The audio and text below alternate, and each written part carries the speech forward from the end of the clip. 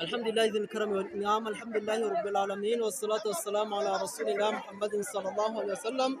مؤسسة رسالة التنمية في جنوب دولة رواندا اليوم 15 من شهر ربيع الأول 1443 هجري.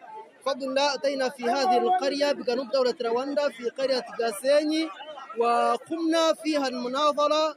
فالحمد لله استجابوا هؤلاء أهل القرية كلهم، استجابوا إلى دعوة الإسلام.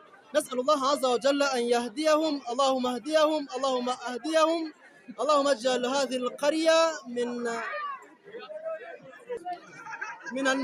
المهتدين.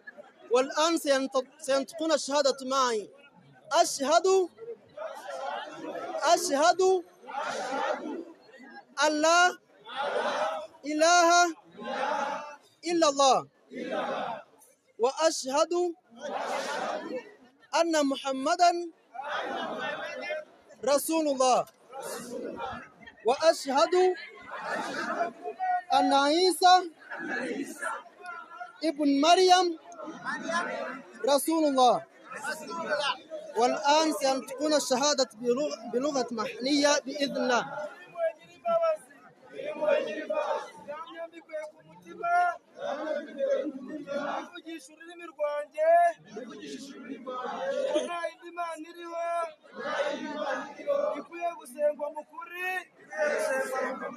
uretse Imana imwe rukumbi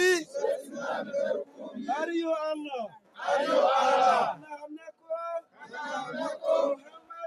Muhammad ari intumwa y'Imana akaba n'umugaragu wayo. Nahamya ko Yesu mwene Mariya ari intumwa y'Imana akaba n'umugaragu wayo. Ari Imana nk'uko bamwe babivuga.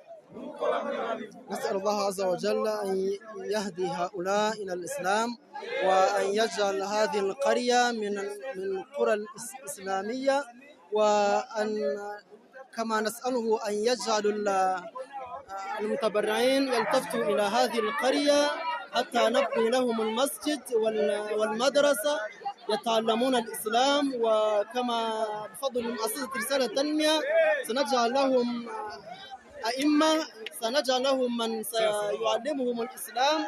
نسأل الله أن يتقبل، اللهم تقبل، اللهم آمين، وجزاكم الله خيرا، والسلام عليكم ورحمة الله وبركاته.